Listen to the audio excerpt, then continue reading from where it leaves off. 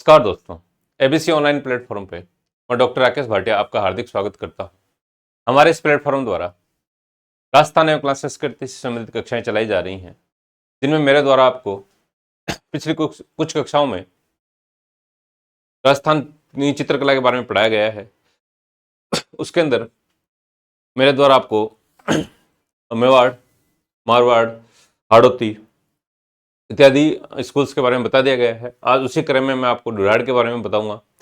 डुडाड़ की बात करें तो डुडाड़ में के अंदर जयपुर, अलवर, उनियारा और शेखावटी का क्षेत्र आता है और उनमें एक अलग तरह की अलग अलग चित्रकारियाँ चली हैं, तो उनको अलग अलग शैलियों में बांटा गया है। तो सबसे पहले अपन बात करें जयपुर की, तो जयपुर की बात करते हैं तो जयपुर की एक शैली है, अलग से ही जयपुर शैली के नाम से फेमस है। जयपुर शैली को जानने से पहले उसको अपने को उसका थोड़ा सा बैकग्राउंड भी पता होना चाहिए। तो जैसे जयपुर शैली शुरुआत हुई, उससे पहले आमेर शैली की शुरुआत हुई है ना।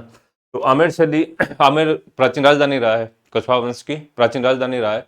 तो पहले वहाँ पे स्टार्ट हुआ, उसके बाद जयपुर शैली में आया। तो लगभग जयपुर शैली पे आमेर शैली का ही तो प्रभाव है और आमेर पे मुगल शैली का प्रभाव है। तो लेकिन दोनों को अपने को थोड़ा अलग अलग पढ़ना पड़ेगा, जैसे पहले आमेर, उसके बाद जयपुर शैली, है ना। तो जैसे बात करें अपन डुडाड़ स्कूल्स की बात करते हैं। पहले तो कई बार पूछ लेते हैं एग्जाम में कि भाई डुडाड़ ये कौन से शैली कौन से स्कूल से संबंधित है, तो पूछ सकते हैं आपसे। तो अपन बात करते हैं पहले तो डुडाड़ स्कूल की।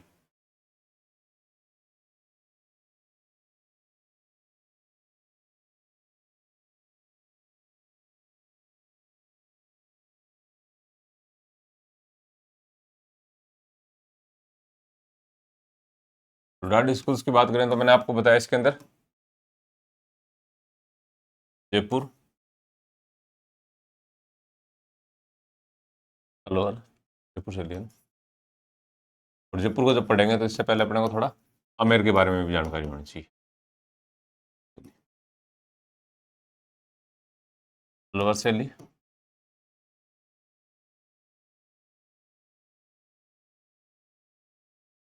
उनियारा शैली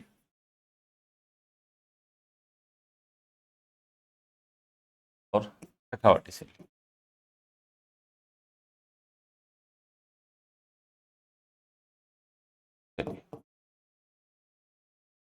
इन चारों शैलियों का हम विस्तृत अध्ययन करेंगे। तो बात करें अपन पहले जयपुर शैली की, तो जयपुर शैली के अंदर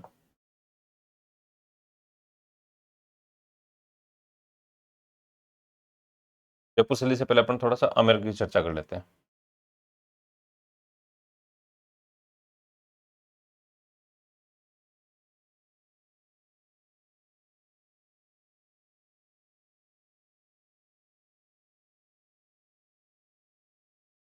आमेर, आमेर की बात करें तो मैंने आपको बताया कि ये जयपुर की राजधानी रहा है, प्राचीन राजधानी रहा है।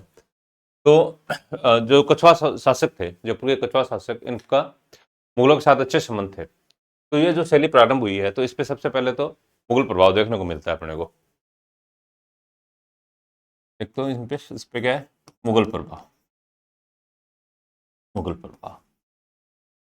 और मुगल प्रभाव आता है तो इसके पहले तो अपने को, जैसे मैंने पिछले कक्षा में आपको बताया था कि आरंभ किसके समय होता है, स्वर्णकाल किसके समय होता है, तो ये भी अपने को याद रखना जरूरी है। तो इसके आरंभ की बात करें, जैसे आमेर शैली की, तो आमेर शैली का प्रारंभ राजा मान सिंह के समय होता है। प्रारंभ राजा मान सिंह के समय, मान सिंह के समय। और मान सिंह मुगल शासक अकबर के साथ इनके अच्छे संबंध थे। तो जो भी उनके मुगलों के दरबार में जो चल रहा था, उसको ये अच्छे से ग्रहण करते थे। तो इन्होंने उसका प्रभाव यहाँ भी देखने को मिलता है ना। तो मान सिंह जी के समय शुरू होती है। अच्छा, मान सिंह जी के समय शुरू हुई तो जैसे पहले मुगल दरबार में जैसे ईरान का प्रभाव था, तो कुछ चित्र यहाँ पे ईरानी टाइप के भी बने, या फिर दोनों के संयुक्त रूप से, जब मुगलों का ईरान का या मिक्स है, या फिर कुछ और के जैसे साउथ की शैली, तो ये जैसे दक्षिण में भी गए थे तो उनका सबका मिक्स रूप होके और कुछ चित्र बने। ठीक है, तो जैसे शुरुआत तो इन्होंने करवा दी, मान सिंह जी ने करवा दी। और स्वर्णकाल की बात करें तो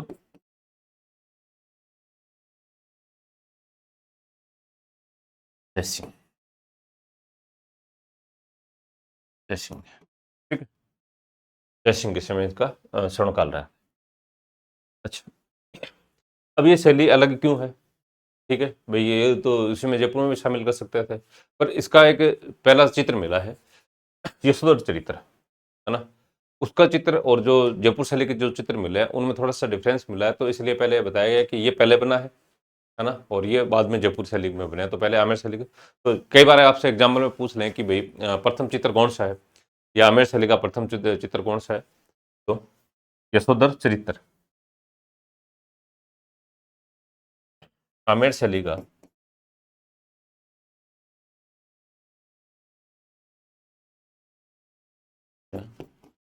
ज्ञात प्रथम चित्र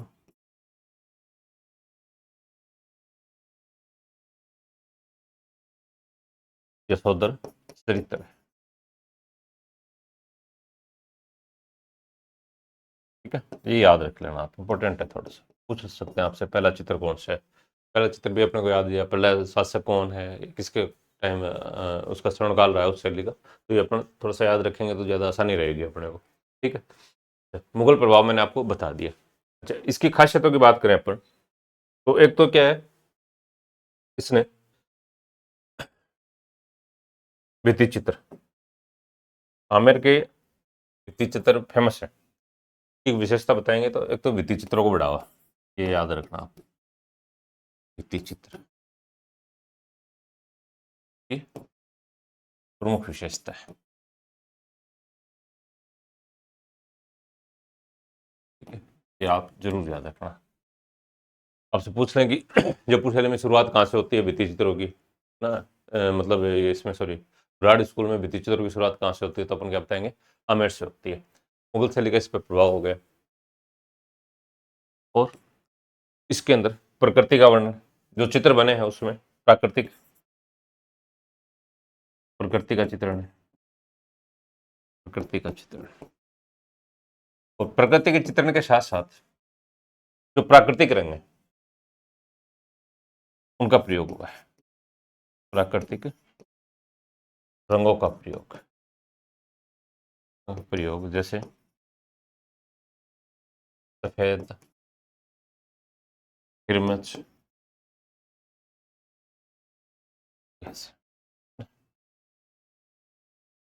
ये कलरों का प्रयोग किया गया है और प्रकृति का चित्रण किया गया है। ठीक, अब इसके बात करें कि इसके जो प्रमुख विषय क्या क्या रहे हैं कि भाई किस किस पे बने, तो जैसे भागवत पे और रामायण पे, इन पे ज़्यादा बने हैं, है ना। कुछ 12 मासा के चित्र भी बने हैं बीच बीच में। तो अपन जैसे बात करेंगे कुछ बताना चाहें कि पर्टिकुलर किसके बने, तो सारों का संयुक्त रूप से ही था, है ना। उसमें कुछ मुगलों के भी प्रभाव आ गया था और कुछ जो यहाँ के देवी देवता थे उनका सबका संयुक्त रूप था, है ना। तो जैसे विषय माने तो अपन जैसे भागवत, या फिर इसको कह देंगे कृष्ण लीला, या फिर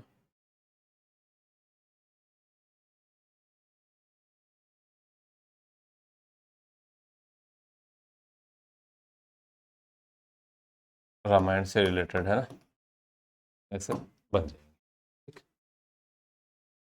ये तो हो गए इसके प्रमुख विषय भी हो गए, और अपन ने बात कर ली, इनका परिचय दे दिया। अब बात करते हैं, ज़्यादातर एग्जाम्स में क्वेश्चन आता है चित्रकारों से रिलेटेड की इसके प्रमुख चित्रकार कौन है। तो चित्रकारों की चर्चा करते हैं, अपने दिमाग में आना चाहिए कि भाई इसके चित्रकार कौन कौन हो सकते हैं। और चित्रकारों को एक बार दो बार जितनी बार भी आप पढ़ लोगे तो एक बार आपको आसानी से याद हो जाएंगे, और एक बार अगर याद हो गए तो फिर आप भूलोगे नहीं ना। फिर कोई टेस्ट सीरीज वगैरह में भी अपन इसको करवा देंगे, तो और कुछ कोई तरकीब वगैरह भी बता देंगे, तो फिर आसानी रह जाएगी आपके लिए। तो बात करें इसके लिए अपन सबसे पहले, तो हुकुमचंद मुरली, हुकुमचंद हो गया, मुरली हो गए, हाँ, ये हो गए। तो तो एक तो ये है, फिर बात करें मन्नालाल है, एक मन्नालाल,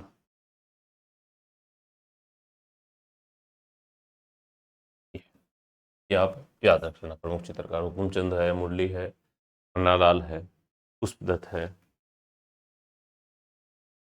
पुष्पदत्त, ये 3-4 आपको याद रह जाएंगे। ठीक है, चित्रकार इम्पोर्टेंट है, हर शैली के चित्रकार इम्पोर्टेंट हैं, और कुछ एक दो उनकी पर्टिकुलर विशेषताएं होती हैं, जैसे कोई पुरुष कैसे दिखते हो, या फिर कोई एक आधे नए चित्र बने हो कोई नए विषय पे, तो वो कुछ हैं, तो वो भी आपको याद रखने जरूरी है। बाकी तो कुछ एक तो कॉमन होते हैं, जैसे प्रकृति हो जाती है, कोई कदवत को लेके ऐसे, तो वो तो क्योंकि सामान्य विशेषताएं हो जाती हैं ना, लेकिन जो कुछ एक दो चीज़ें जो अलग अलग आए तो वो आप जरूर याद रखना। ये हो गया अपना आमिर। तो अब आते हैं अपने जयपुर शैली पे। जयपुर शैली की बात करें,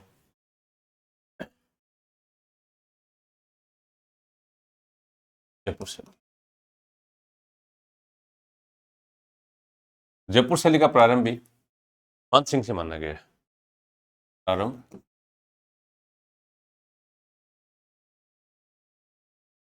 मान सिंह, ठीक, नाम है मान सिंह का। और चित्रकारी को बढ़ावा देने के लिए आज जयपुर घराने में, या फिर इस ढूढ़ाड़ में, ढूढ़ाड़ रियासत की बात करें, परंतु चित्रकारी को बढ़ावा देने के लिए जय सिंह जी ने, सवाई जय सिंह था ना, उसने क्या किया, एक सूरत खाने की स्थापना की थी जयपुर में। सवाई जय सिंह ने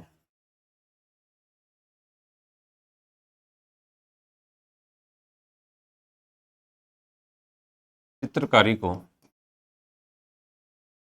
बढ़ावा देने के लिए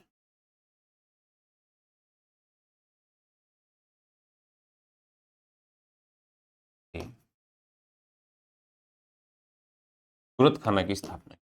तो आपसे क्वेश्चन आ सकता है कि सूरत खाना की स्थापना किसने की, या फिर ये क्यों फेमस है, तो स्थापना तो कर देंगे सवाई जय सिंह, और किससे संबंधित हो जाएगा, चित्रकारी से संबंधित हो जाएगा। शुरुआत बता दी अपने मान सिंह में। और स्वर्ण काल की बात करें, स्वर्ण काल,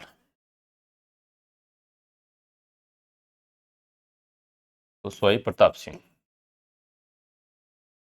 प्रताप सिंह, भाई प्रताप सिंह के समय स्वर्ण काल, और इनके ज्यादातर चित्र जैसे रामायण महाभारत इन पे बनाए हुए हैं काल में। हाँ, प्रताप सिंह जी के काल में है ना, रामायण में, महाभारत के विषयों पर इन पे चित्र बनवाए इसने, और ये इनका स्वर्ण काल कहा जाता है। जयपुर शैली का स्वर्ण काल कौन सा है, तो ये प्रताप सिंह का काल है ना। अच्छा, इस पे मुगल शैली का प्रभाव है, तो बात मुगल शैली का,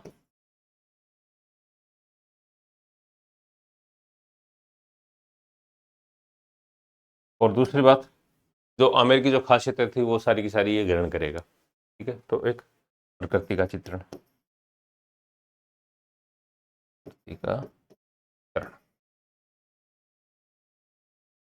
ये भी आप याद रखें। इसके बाद की बात करें अपन कि भाई इसके प्रमुख विषय क्या क्या रहे हैं, तो प्रमुख विषयों की बात करें तो जैसे कृष्ण लीला है, हो गया, और शिकार हो गई, रामायण हो गया, है ना, और युद्ध, इनसे जुड़े हुए इसके प्रमुख विषय हैं चित्र बनाने के। तो प्रमुख विषय की बात करते हैं अपन।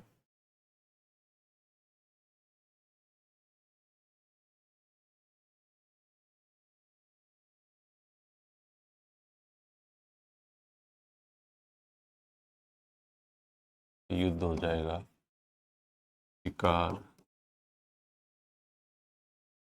कृष्ण लीला, रामायण, ठीक है, ये इसके प्रमुख विषय हो जाएंगे।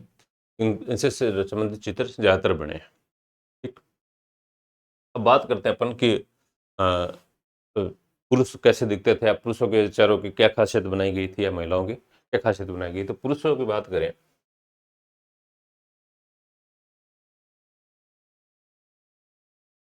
तो इन सब शैलियों में एक सबसे अलग विशेषता देखने को मिली है, आगे पुरुषों के चित्र में कि बाकी जो शैलियाँ थी राजस्थान की, उनमें सब में किसी की दाढ़ी मूंछ गहरी दिखा रखी थी, किसी की बड़ी-बड़ी दिखा रखी थी। इसके अंदर क्या है? बिना दाढ़ी के पुरुष है। ये अंतर है, आप याद रखना। ये पूछ सकते हैं आपसे कि बिना दाढ़ी के पुरुष कहाँ हैं? कौन सी शैली में है? चित्र कौन से में बने हैं? तो जयपुर शैली में। ये बात याद रखना, इसको बहुत इम्पोर्टेंट है। इसके अलावा जैसे इन्होंने जयपुरी पगड़ी पहन रखी है, पूरी पगड़ी पहने दिखाया गया है, हाथ में तलवार दिखाई गई है, हाथ में तलवार। तो कई शैलियों के चित्र देखते हैं, परंतु उनमें कोई कमर पे तलवार दिखा देते हैं, ऐसे कुछ दिखाते हैं। इसको हाथ में लेके दिखाई गई है और मालाएं, माला पहने दिखाई, मालाएं। ये तो हो गए पुरुष। पुरुषों की बस आप ये जरूर याद रखना, इंपॉर्टेंट है ये, बिना दाढ़ी वाला।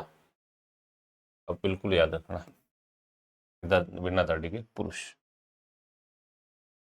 महिलाओं की बात करें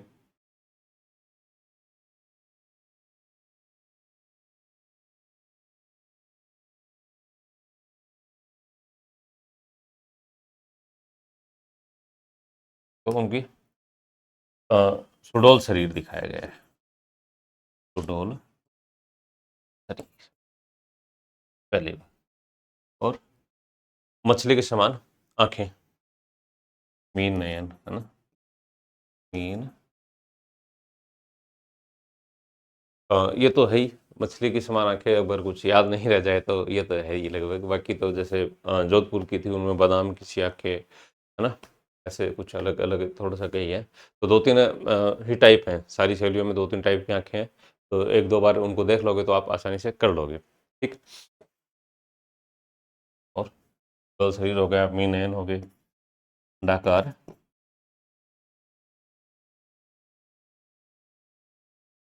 ये भी आप याद रख लेना थोड़ा सा, अंडाकार चेहरा और सीधा युक्त जूतियां,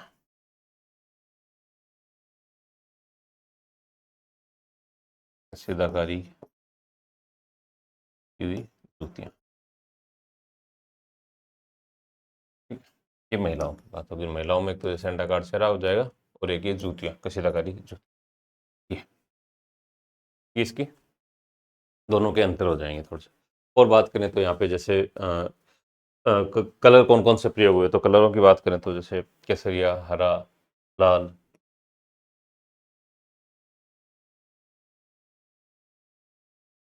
कलर जैसे केसरिया हो गया, हरा हो गया, लाल हो गया, पीला हो गया, रंग। तो केसरिया, हरा, पीला, लाल, इन रंगों का प्रयोग किया गया है। ये तो इनकी जनरल सी बातें होगी। अब इनको थोड़ा सा अलग बात करें कि अपन इसमें है क्या क्या, इस पे ज़्यादा जोर दिया है इन्होंने, है ना। तो अपन बात करते हैं कि एक इनके समय सवाई माधो सिंह के समय, सवाई माधो सिंह के समय आदम के चित्र बना है। ये इसकी एक अलग विशेषता है, खास बात है। तो सवाई माधो सिंह के समय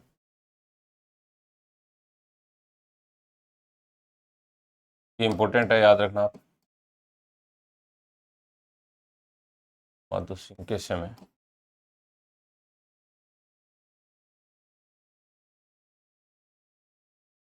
आदम का चित्र बनने प्रारंभ,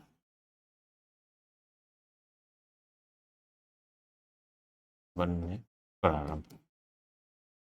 ये देखो, जैसे राजा का चित्र बनाया है, ये जितना लगभग राजा की हाइट होती थी उसके समकक्ष बनाया है, 6 साढ़े 6 7 फीट का चित्र बना हुआ है, ठीक है। आदम का चित्र का मतलब होता है ये कि जितनी अपनी आकृति दिखता है, अपना कद दिखता है, शरीर दिख रहा है, उसके समान ही उसका चित्र बनाया जाता है फ्रेम में, है ना।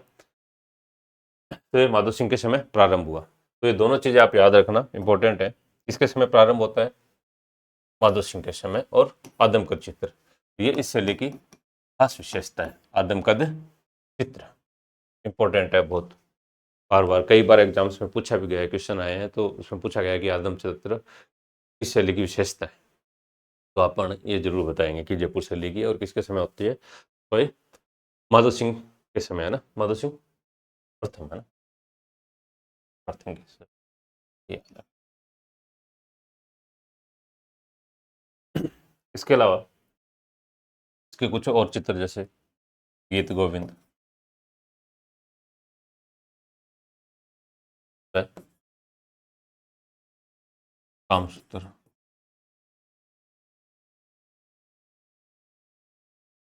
इत्यादि पर बने, इत्यादि पर बने। ठीक,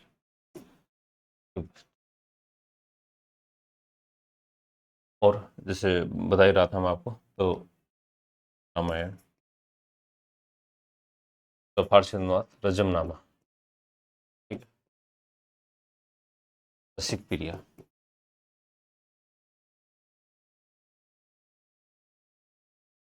इनसे रिलेटेड भी फिर बनाए गए। अब ये तो हो गए इसके विषय हो गए, और जो खास बात थी जैसे अपन ने आदम का चित्र, ये अब मैंने आपको बता दिया, और गीत गोविंद कामसूत्र पे भी इनके पढ़े। अब बात करते हैं अपन इसके प्रमुख चित्रकारों की। प्रमुख चित्रकार, प्रमुख चित्रकारों की बात करें तो सबसे पहले जैसे साहिबराम है ना, शालिग्राम, साहिबराम,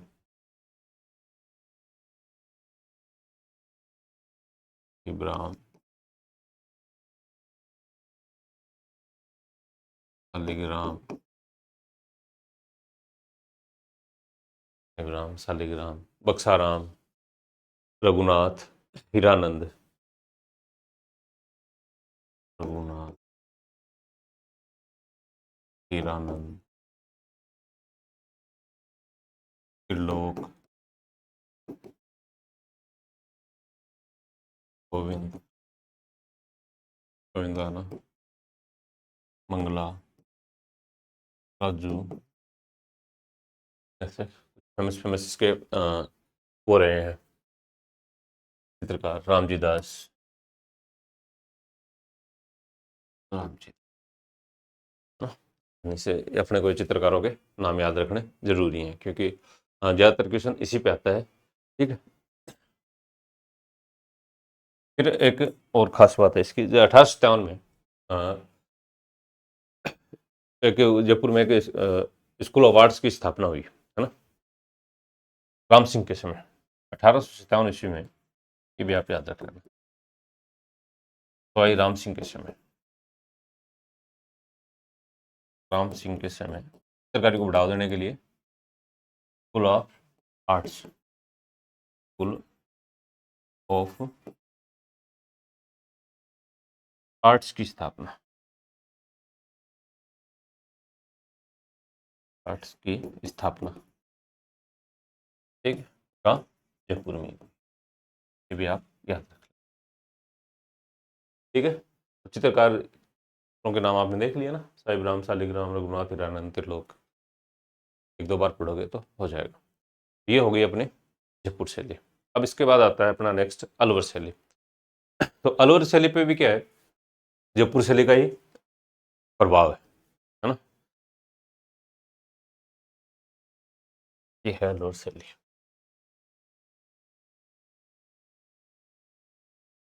अलवर शैली, इस पे भी जयपुर शैली का प्रभाव, क्योंकि पहले जयपुर घराने के तहत ही आता था अलवर, उसके बाद स्वतंत्र रूप से अलग हुआ है। तो जयपुर शैली का प्रभाव, और जयपुर का आएगा तो इस पे मुगल शैली का भी प्रभाव आएगा, मुगल शैली का प्रभाव।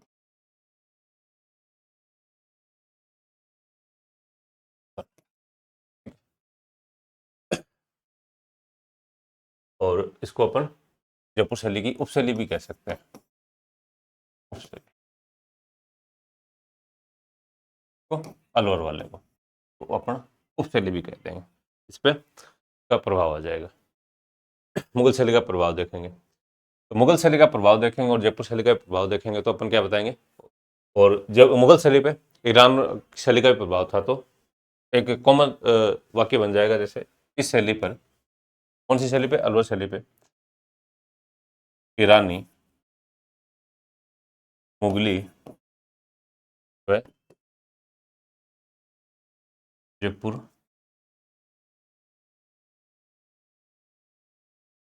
शैली का प्रभाव या फिर तीनों का मिश्रण देखा जा सकता है। ठीक है, कौन सी, अलवर शैली, ईरानी, मुगली और जयपुर शैली का मिश्रण है या फिर तीनों का संयुक्त प्रभाव, ये हो गया। तो बात करते हैं अपन कि इसके मुख्य विषय कौन कौन से हैं, विषय वस्तु, है ना? कि किस किस पे चित्र बने हैं।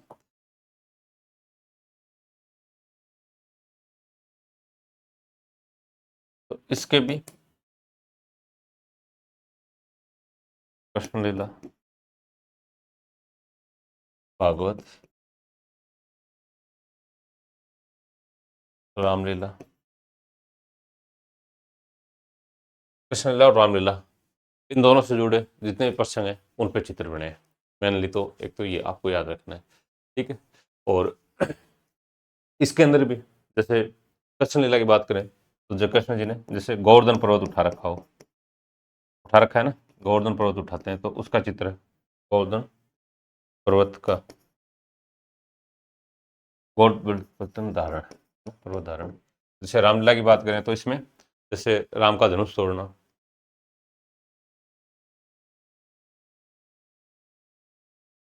धनुष तोड़ना, और जैसे राम का राज तिलक होना,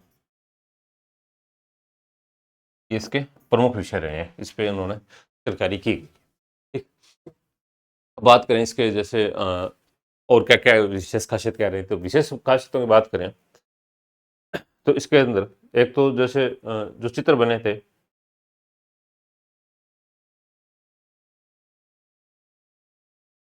चित्रों पे बेलबूटों का प्रयोग हुआ है, बेलबूटों का अंकन किया गया है। तो जैसे कोई पुराना चित्र बन गया तो उसके बाद बाद भी उस पर बेलें वगैरह बना दी जाती बाहर से, तो और ज़्यादा सुंदर दिखे। तो जैसे एक क्या, ये इसकी एक निजी विशेषता है, चित्रों पर बेलबूटों का अंकन का अंकन। ये आपसे पूछ सकते हैं कि बेलबूटा का अंकन कौन सी शैली की विशेषता है, तो अपन क्या बताएंगे, अलवर शैली की विशेषता है। ठीक है, ये अपन बता देंगे। इसके अलावा जैसे रंगों की बात करें तो यहाँ पे जैसे हरे, लाल, नीले, सुनहरे, हरे, लाल, नीले, सुनहरे रंगों का प्रयोग। ठीक है, रंगों का प्रयोग और प्रकृति का चित्रण, प्रकृति का चित्रण, प्रकृति के चित्रण में भी जैसे बात करें तो जैसे बादलों को सफ़ेद दिखाना, कईयों में नीला दिखाते हैं, किसी में गहरा काला दिखाते हैं, गहरा नीला दिखाते हैं, किसी में काला दिखाते हैं। तो इसमें जैसे बादलों को सफ़ेद चित्रण, सफ़ेद, इतनी गहराई में तो नहीं जाए लेकिन ये जरूर पूछ सकते हैं, जैसे बेलवोटो का अंकन हो जाएगा, ये सब चीज़ ये बता दिया अपन ने, रंगों का प्रयोग बता दिया। अब बात करते हैं जैसे पुरुष कैसे दिखते थे वहाँ के, या महिलाएं कैसे दिखती थी। तो पुरुष चित्र, पुरुष चित्र की बात करें तो वहाँ के जो पुरुष हैं उनको जैसे एक खास बात है, उनके गले में रुमाल दिखाया गया है, ये एक अलग विशेषता है, ये भी आप याद रखना, चित्रों में गले में रुमाल। ठीक है, और जो पुरुष से रिलेटेड थे तो जो पूरी पगड़ी पहनेंगे, हाँ, पूरी पगड़ी, अंगरखा, अंगरखा, तो जो पूर्व के जो शासक पहनते थे तो उन्हीं को फॉलो कर रहे थे। ठीक है, ये था। और उसके बाद जैसे पगड़ी बताई दी, उसके महिलाओं की बात करें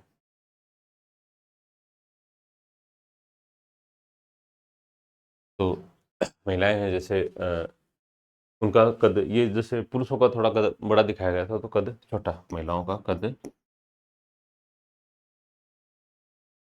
आंखें, अ, मीन नयन, मीन की तरह, ठीक है, और पतले होठ, पतले होठ। कई बार क्वेश्चन ऐसे भी आ जाता है कि ये भाई किसके समय स्वतंत्र रूप से शैली सामने आई। तो अलवर के राजा थे प्रताप सिंह, ये भी आप याद रख लेना, यही मेंशन कर देता हूँ। कई बार ऐसे आ जाता है क्वेश्चन कि स्वतंत्र कब हुई, है ना।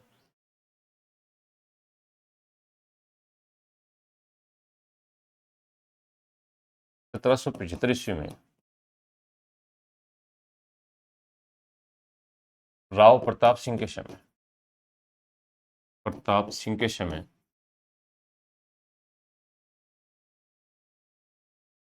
अलवर शैली स्वतंत्र रूप से अस्तित्व में आई। ये भी आप याद रखना, इंपॉर्टेंट है, स्वतंत्र रूप से अस्तित्व में आई, क्योंकि मैं पहले आपको बता रहा था कि ये जयपुर घराने के तहत ही आते थे, फिर अलग हुए। तो अब स्वतंत्र रूप से प्रताप सिंह के समय ये शैली सामने आएगी। अब इसके जो प्रमुख चित्र कौन कौन से बने, है ना, ऐसे आ जाता है कि इसके कोई चित्र का नाम देके और वो पूछ लेते हैं कि ये किस शैली से बना है। तो इसके जैसे प्रमुख चित्रों की अपन बात करें,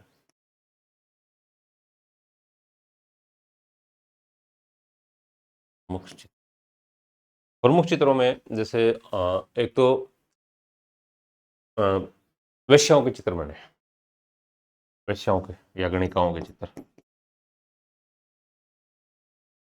गणिकाओं के,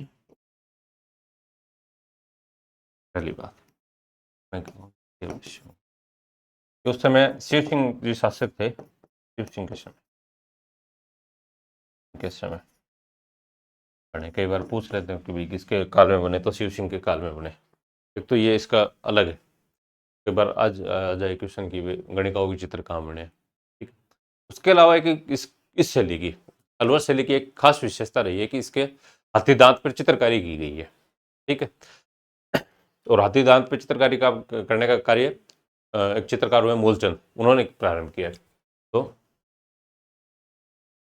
ये रहा हाथी दांत,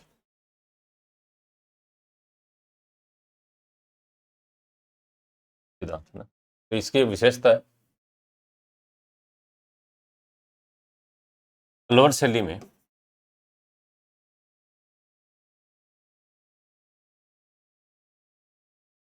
हाथी दांत पर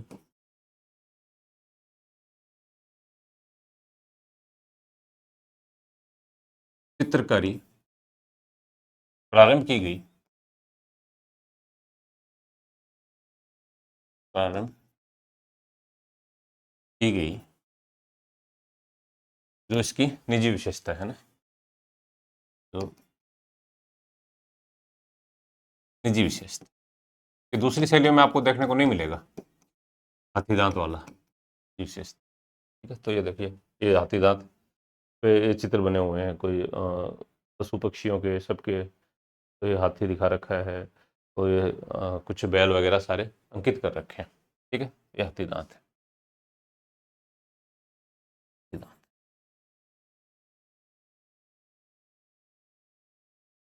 क्या क्या खासियत है, एक तो ये इसकी अलग है, ये इंपॉर्टेंट रखना, आप याद रखना, हाथी दांत पर चित्रकारी कौन सी शैली में, कौन सी शैली में है, तो अलवर शैली में बताएंगे, आप जरूर याद रखना, इंपॉर्टेंट। इसके अलावा और अन्य चित्र मिले हैं, तो उनमें जैसे मैंने बता दिया आपको गणिकाओं का चित्र, उसके अलावा जैसे स्त्रियों को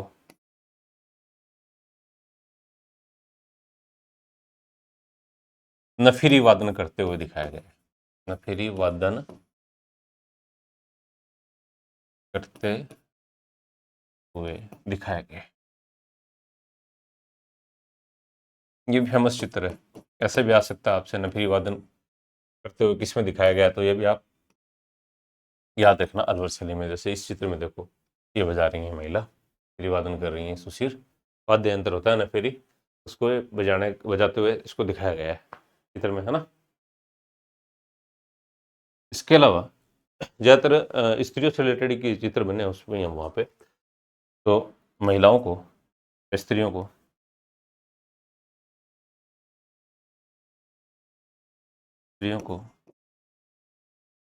अंगड़ाई लेते हैं,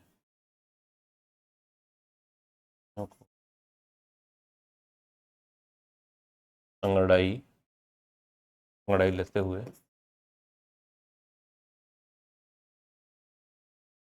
अंगड़ाई लेते हुए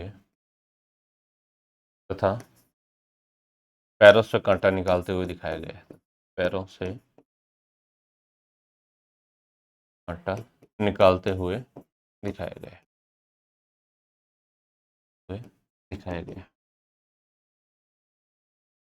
दिखाया ठीक है, दिखाया गया है। और इसके अलावा जैसे कुछ और भी चित्र बने हैं, जैसे चंडी के या फिर दुर्गा सप्तदशी के,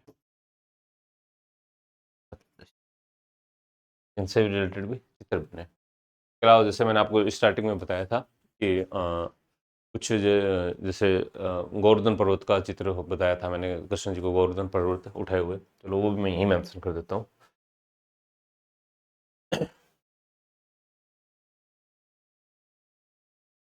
उनको गोवर्धन धारण किए हुए, गोवर्धन धारण किए हुए, ठीक है। दूसरा, राम का धनुष तोड़ते हुए चित्रण, ठीक है। और ये है ना, ये याद रखना। और ये भी आपसे पूछ सकते हैं कि कौन से शैली में कृष्ण को गोवर्धन पर्वत धारण किए हुए दिखाया गया है, तो अलवर शैली में। और धनुष के भी चर्चा करें तो ये भी इम्पोर्टेंट हो जाता है, तो राम की धनुष तोड़ते हुए की, ये भी अलवर शैली से। तो ये हो गए इसके कुछ फेमस चित्र। अब बात करते हैं कि इसके प्रमुख चित्रकार कौन कौन थे। तो चित्रकारों की बात करते ही,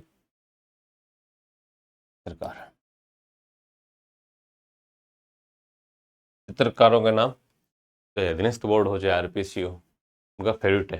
तो इसकी बात करें चित्रकारों की, तो जैसे शिव कुमार, डालू राम कुमार, डालू राम, दिगराम,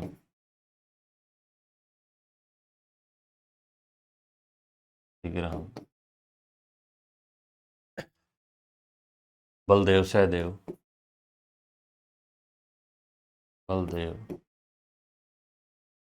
सहदेव, कुछ फेमस है ना। हाँ, बक्साराम, नंदाराम, ये भी है। बक्साराम,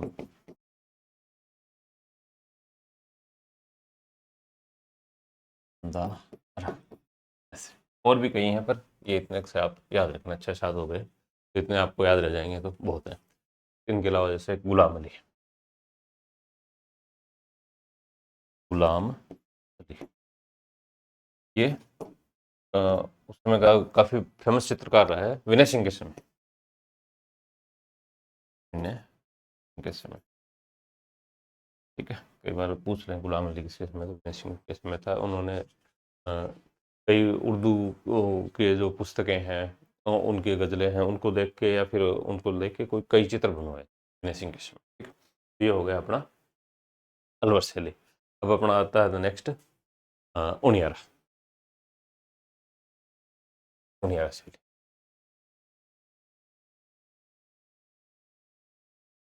उनियारा शैली, उनियारा की बात करें तो वर्तमान में तो स्टॉक में है, पर जैसे प्राचीन की बात करते हैं, प्राचीन काल की, तो सॉरी मध्यकाल की, तो उस समय ये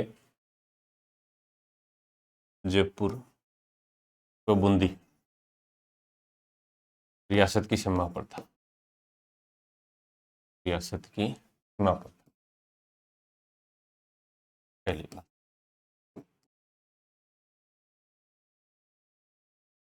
और ये भी क्या था, इस यहाँ पे उनियारा में कछुआ वंश की ही एक शाखा थी नरुका, उनका शासन था।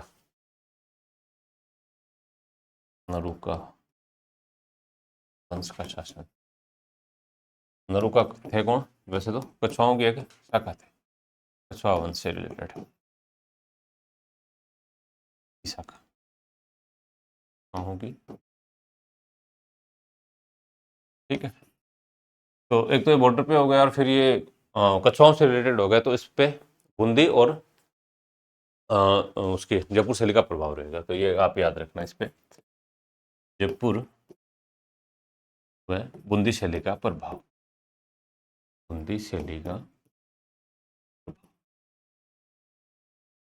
ये आप याद रखें, दोनों का प्रभाव देख सकते हैं। और जैसे बात करें प्रारंभ,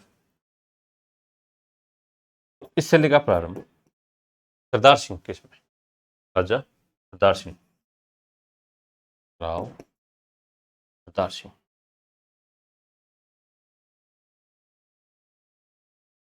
सरदार सिंह के समय का प्रारंभ हुआ, या फिर अस्तित्व में, ऐसे भी पूछ रहे हैं कि अस्तित्व भी कह सकते हो या प्रारंभ भी कह सकते हो, है ना, सरदार सिंह के समय। ठीक, और इसके विषयों की बात करें तो जैसे ये दोनों से रिलेटेड होगी, तो उनके कॉमन विषय थे वही इनमें आ जाएंगे, तो जैसे रसिक प्रिया, रामायण, बारामासा विषय।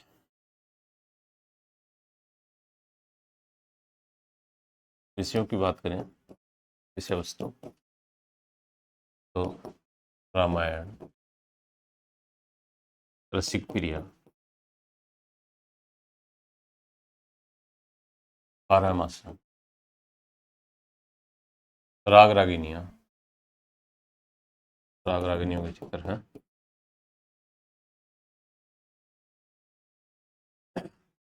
राजाओं के चित्र, राजाओं के, इसके मुख्य विषय रहे, ज्यादातर चित्र इन्हीं पे बने हैं, है ना। और इसके अंदर जैसे ज्यादातर प्रकृति का चित्रण हुआ है, वनस्पति या फिर जीव जंतु, इनको इनको शामिल किया गया चित्रों में। ठीक, और प्रकृति के साथ साथ ऊंट, हाथी, घोड़ों, इनका भी चित्रण हुआ है लवाजमों के साथ, मतलब समान लेके ऊंट, हाथी, घोड़ों का लवाजमों के साथ चित्रण, समान लेके, है ना, लवाजमों के साथ। जैसे अगर युद्ध में जा रहे हैं तो युद्ध से रिलेटेड जो भी सामग्री है तो उसके ऊपर दिखाया गया है। ठीक, बात करें इसके जैसे पुरुषों की या महिलाओं के चित्र की क्या क्या खासियत रही है, तो इसके अंदर पुरुष, पुरुषों के चित्र की बात करें तो इनके सुंदर दिखने के लिए पैनी मुच्छें बनाई जाती थी। पहला तो पैनी मुच्छें,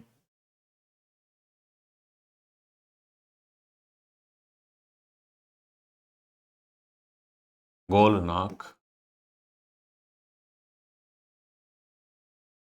उभरे नेत्र। ठीक है, और आंखें भी बाहर निकली हुई है, उभरी हुई दिखाएंगी, बड़ी बड़ी बाहर निकली हुई, उभरे नेत्र, पैनी मुच्छें। ये किसी की गहरी हो रही थी, ये हो रही, इसकी खासियत क्या हो जाएगी, पैनी मुच्छें। जयपुर में बिना दाढ़ी के थे, ठीक है, और यहाँ पे पैनी मुच्छें। और महिलाओं की बात करें तो जैसे उनकी आंखें मछली के समान, लंबी नाक, उभरे होठ, महिला, है ना, तो मीन नयन,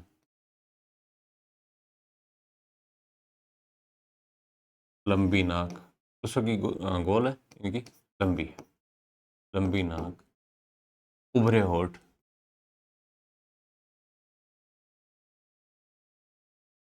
याद रखना। इसके अलावा जैसे रंग की बात करें तो यहाँ पे सफेद, काले और सुनहरी कलर भी प्रयोग किए गए। सुनहरे रंगों का प्रयोग।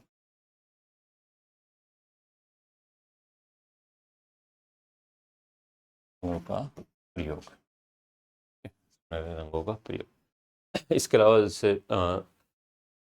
ये हो गया। तो चित्रों की बात करें, प्रमुख चित्र, तो इनके चित्र, एक तो राम सीता लक्ष्मण इनसे रिलेटेड है। राम सीता लक्ष्मण हनुमान चित्र। तो इसका क्या मतलब हुआ कि जो रामायण के जो भी पात्र हैं उनके सारों, पहली बात। दूसरा, पुरुषों की जनानी और मर्दाना महफिलों के चित्र, जनानी, जनाना व मर्दाना महफिलों के चित्र। ये आपसे पूछ सकते हैं महफिलों वाला कौन सी शैली में है, जनाना मर्दाना की महफिलों के चित्र कौन सी शैली के हैं, तो अपन क्या बताएंगे, पुण्यारा शैली के। ये इंपॉर्टेंट है, ये आप याद रख लेना। ऊपर वाला तो कॉमन है, ये थोड़ा सा अलग है, ये आप जरूर याद रखना, जनाना मर्दाना महफिल है। उसके बाद अपन बात करें इसके प्रमुख चित्रकारों की।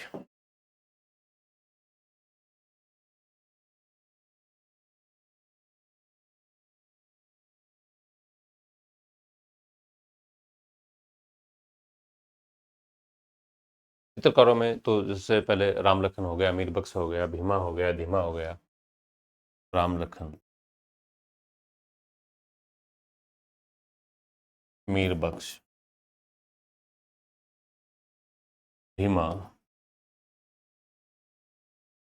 धीमा, धीमा, मीर बख्श, राम लखन, काशीराम, बख्तावर, काशीराम,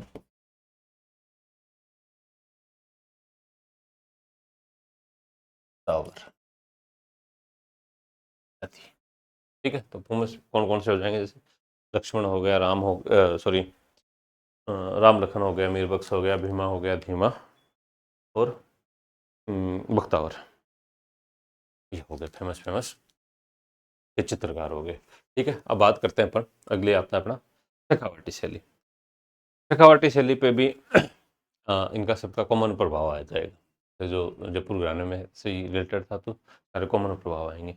ठीक है, उसकी खासियत, जैसे आमेर की खासियत रही है भित्ति चित्रों की, तो जो शेखावटी शैली है उसमें भी क्या है कि पर्टिकुलर चित्र न बन के भित्ति चित्रों पर ज़्यादा ध्यान दिया गया है। ठीक है, और शेखावटी के अंदर जैसे कौन कौन सा क्षेत्र आएगा, झुंझुनू आ जाएगा, सिक्कर आ जाएगा, और चूरू का क्षेत्र आ जाएगा, तो शेखावटी के अंदर आता है। और वहाँ पे जो भी पुरानी हवेलियाँ हैं, महल हैं, बावड़ियाँ हैं, छतरियाँ हैं, उनमें चित्र बनाए गए हैं। ठीक है, तो भित्ति चित्रों का ज़्यादा महत्व है।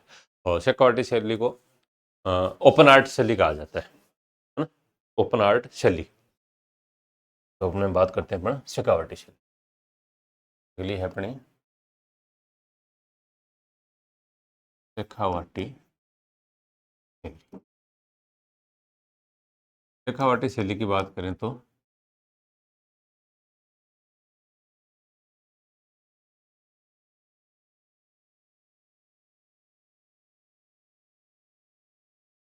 शेखावटी शैली, शेखावटी पे ये कहते हैं ओपन आर्ट, ओपन आर्ट शैली कहा जाता है इसको। इसका दूसरा नाम भी पूछ ले तो आपसे, ओपन आर्ट शैली, ओपन आर्ट शैली। शेखावटी का क्षेत्र है कौन सा, सिक्कर, झुंझुनू, चूरू। सिक्कर, झुंझुनू, मुख्यतः तो यही है, बाकी तो जैसे कुछ थोड़ा बहुत नागौर का भी क्षेत्र आ जाता है, लेकिन मुख्यतः इसी को माना जाता है, सिक्कर, झुंझुनू, झुंझुनू को। यहाँ के ज्यादातर चित्र हवेलियों,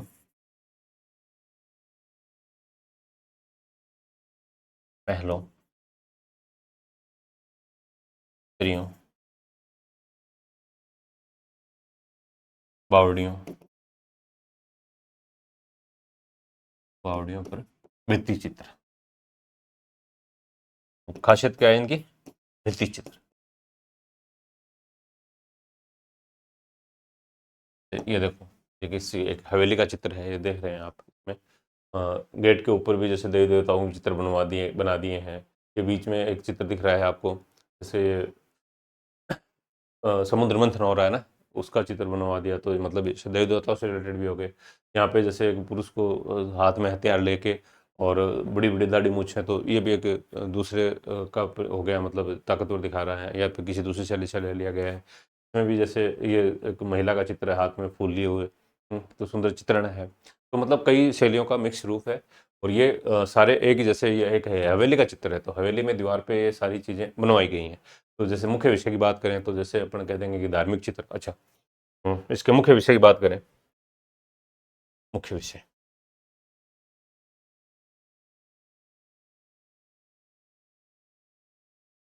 है विषय, इसका मुख्य विषय एक तो धार्मिक जीवन, धार्मिक जीवन, और छोटे घराने थे, छोटे सामंत थे वहाँ पे, मतलब ये मुख्य तो राजा तो ये जयपुर के वाले हो जाते थे, वो थोड़े छोटे ठिकाने थे, है ना। तो फिर सामंती वैभव भी है ना, सामंती जीवन पे भी, सामंती जीवन और लोक जीवन से जुड़ी परंपराओं पे, है ना, लोक जीवन के चित्र, लोक जीवन, लोक कलाएं या लोक जीवन से जैसे बात करें, जैसे कोई मल्ल युद्ध मान लो, मल्ल युद्ध हो जाएगा, कोई जानवरों की दौड़ हो जाएगी, या उनके आपस में युद्ध करके दिखा रहे हो, कोई खेल कर, तब सब चीज़ें जो मतलब समाज से जुड़ी रहती हैं, उनसे रिलेटेड सारे चित्र, है ना। धार्मिक लोगों से भी हो जाएंगे, सामंतों को दिखाने के लिए, तो उनका जो विरासत ठाट वैभव वगैरह था, उनके बारे में। ये इसके मुख्य विषय रहे हैं।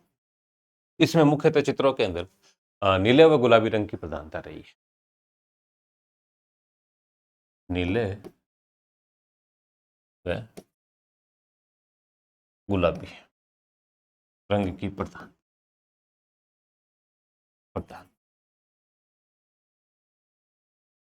ठीक है, नीले व गुलाबी रंग की प्रधानता। और इसके चित्रों की बात करें, प्रमुख चित्र, प्रमुख चित्र कौन कौन से हैं, तो प्रमुख चित्रों की बात करें अपन, तो लैला मजनू का, हीर रांझा का, कई बार पूछ लेते हैं कौन सी शैली के चित्र हैं, तो जैसे लैला मजनू, मजनू, हीर रांझा, मोटर कार, रेलगाड़ी, मतलब ये सारी चीजें जो लोक जीवन से जुड़ी हुई हैं, उनसे रिलेटेड चित्र बने हैं, ठीक है, रेलगाड़ी इत्यादि, रेलगाड़ी, चीलगाड़ी, ऐसे चित्र। और प्रमुख चित्रकारों की बात करें, तो जैसे देवा, प्रमुख चित्रकार देवा, बालूराम चेजारा,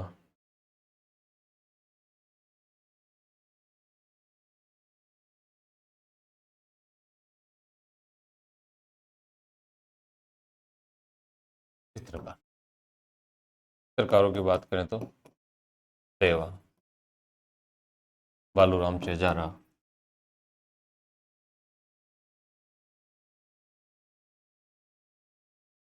देवा हो गया, बालूराम चेजारा हो गया, हाँ, जयदेव हो गया, तनसुख हो गया, जयदेव,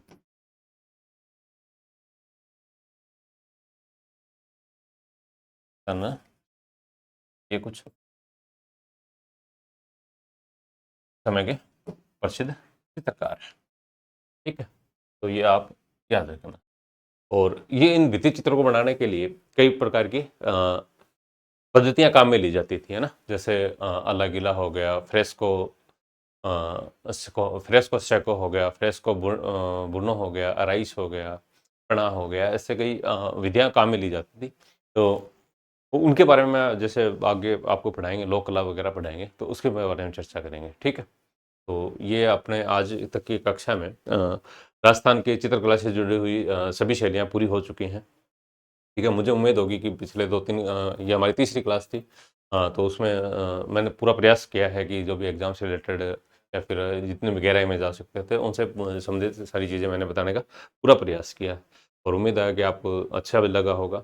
1-2 बार, 3 बार जैसे भी इस क्लास को देखोगे तो मुझे उम्मीद ये रहेगी कि आप एग्ज़ाम में कोई सवाल गलत करोगे नहीं इससे रिलेटेड, क्योंकि जैसे-जैसे क्वेश्चंस पूछे जाते हैं, उस सारी चीज़ों को मैंने ध्यान में रखते हुए आपके सामने संक्षिप्त रूप से और जो भी पॉइंट टू पॉइंट चीज़ें मैंने आपको पढ़ाने का प्रयास किया है। ठीक है? तो बहुत-बहुत धन्यवाद दोस्तों आपका। Thank you.